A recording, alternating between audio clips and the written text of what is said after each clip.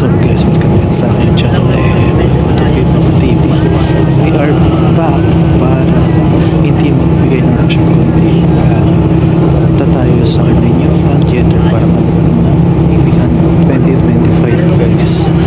And right now nakasakay na ako ng bus going to Cubao and lalakad na lang ako from Cubao punta new front theater guys. And I'm so excited kasi ito yung first time ko na makapag-attend ng Ibigan doon. So ito yung mga OPM song na original guys. So meron mga gumawa ng song na sila mismo kumanta, and meron gumawa ng song na namili sila ng artist na makakapag-interpret ng song na ginawa nila. I'm so excited na saksihan yung live performance ng mga OPM artists katulad ni Ice, Sigara, Moira, Maki, and syempre ang P-pop group na Vision guys. And marami pang mga artists na meron din silang mga guest. And right now gusto ko yung isama dito sa vlog na ito para maibahagi kung ano yung mga pangyayari doon guys. So maya na lang guys, pag nandun na tayo sa may kuno, samahan nyo. Well, let's go.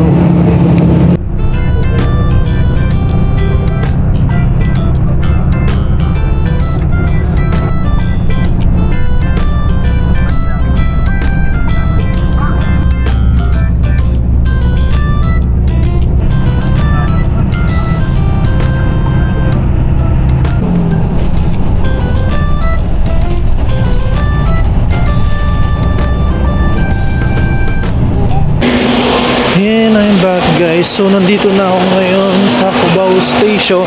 Unfortunately sa sobrang traffic, halos sinabot ng 3.5 hours yung pagpunta namin dito. And kailangan ko na magmadali kasi hahanapin ko pa yung area kung saan ako manonood ng ano. Let's go. Dito tayo. Ayan guys. Ayan. Kahit nandito na tayo sa Cubao, medyo nakaka-stress talaga yung traffic dito sa Pilipinas, no? Just imagine yung 1.5 hour na dapat na travel time ko is inaabot ako ng 3 hours mahigit. And dapat nandun kanina, ang expect ko nandito na ako ng around 5:30 dahil 3 o'clock nga ako umalis doon. Unfortunately 6:30 na and 7 o'clock yung Himig-Handog 2025 mag-uumpisa.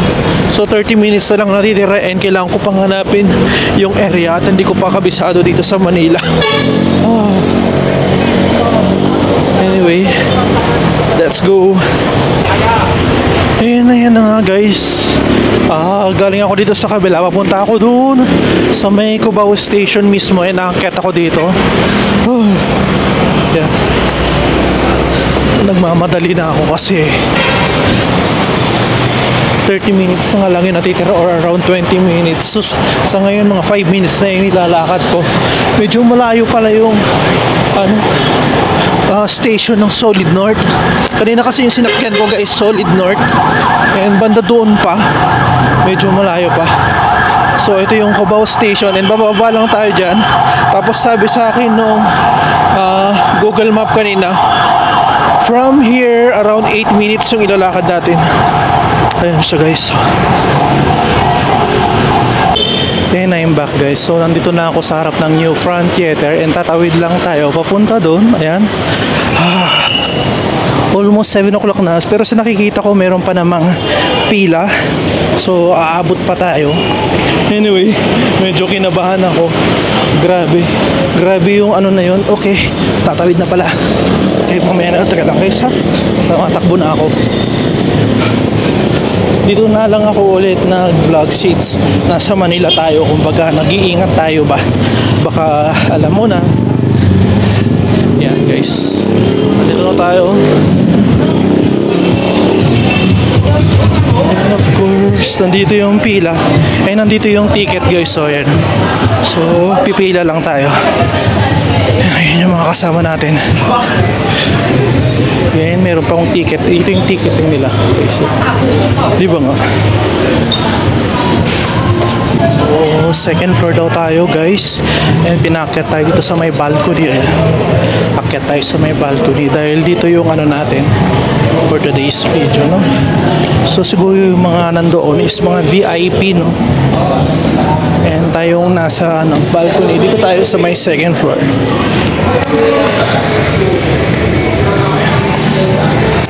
Medyo konti na yung pila kasi halos magsisimula na rin yung program.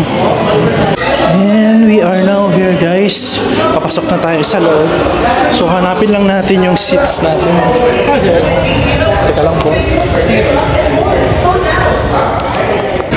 And nandito na ako sa loob ng New Front Theater, guys. 5 minutes before magsisimula yung program. And right now, kung makikita natin, ayan pa lang yung mga ano, no. And marami pang vacant dito sa likod, no.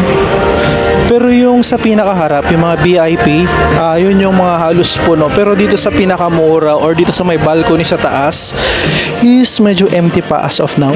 Although 5 minutes na lang magsisimula na yung program. Yeah, and ito lang, yan yung makikita natin sa balcony. Halos wala pa kaming 10, no? So, grabe yung ganda ng New Front Theater kasi hindi siya ganoon kalaki. Unlike nung nagpunta ako ng Philippine Arena na halos hindi mo na makita yung artist na pupuntahan mo doon. And dito, grabe, kahit dito ka sa balcony, dito sa pinakamura, ang maganda siya, kitang-kita mo yung mga artist na mag-perform, guys. Ayan siya, guys. Diba? Grabe. Parang kung meron kang gustong artist na supportan and dito sila magano, kahit dito ka pa sa pinakamura, sulit na sulit kasi kitang-kita mo sila dito sa second floor, guys, no?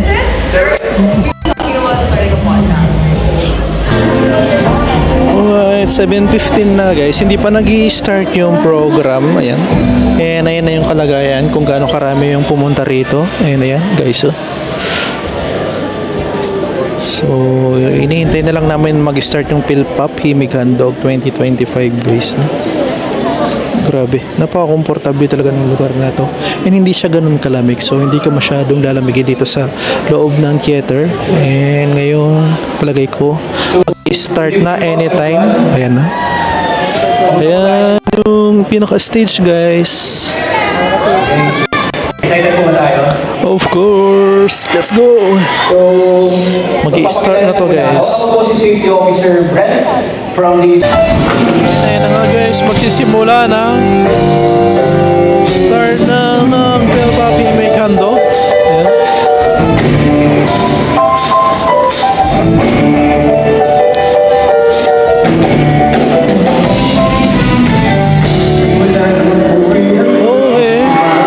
Eric Santos! Eric Santos, guys! Eric Santos ang nag-open ng show, guys. Ayan. Okay.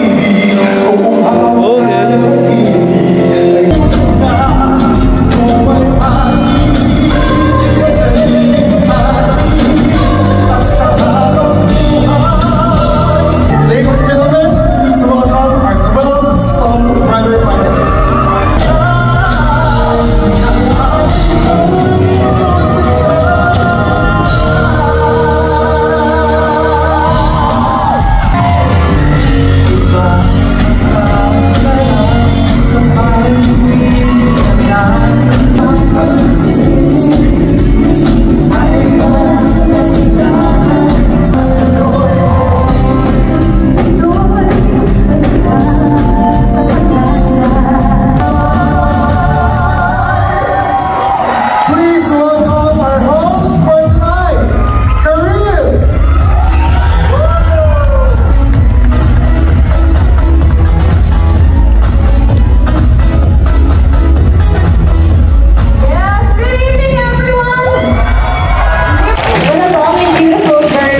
mag-start na yung show exactly 7:30 guys. And ang nag-open ng song ay K-pop group na BG1O. Kasama si Eric Santos, si Queen of R&B na si Kyla, and nandun din si Maymay Entrada guys, no? And yung iba pang artist. And sila yung nag-open ng show. And sa ngayon, kung maririnig natin sa background, ang host ngayong gabi ay sina Karil and Eric Santos guys. And right now, ayan, habang hindi pa nag-start, diba? Narinig niyo pang kumakanta si Eric Santos. No? So, nakaka-excite yung mga line-up. May mga guest pang darating. And syempre, yung mga 12 candidates dito sa Philpop Himig Handog, guys.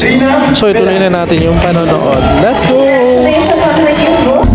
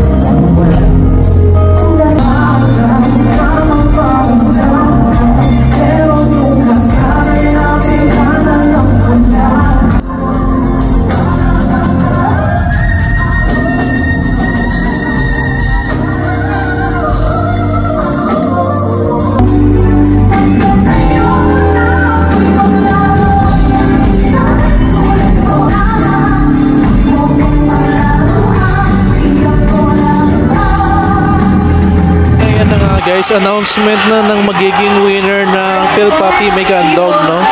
So, ayan. Ayan yung mga cheers para sa mga nominees. Ayan, guys, oh. Let's go!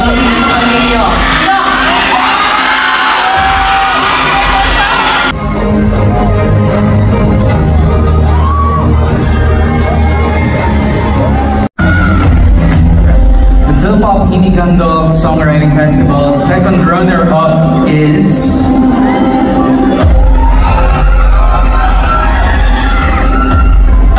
written and composed by Vince Ruiz and written by John Redondo.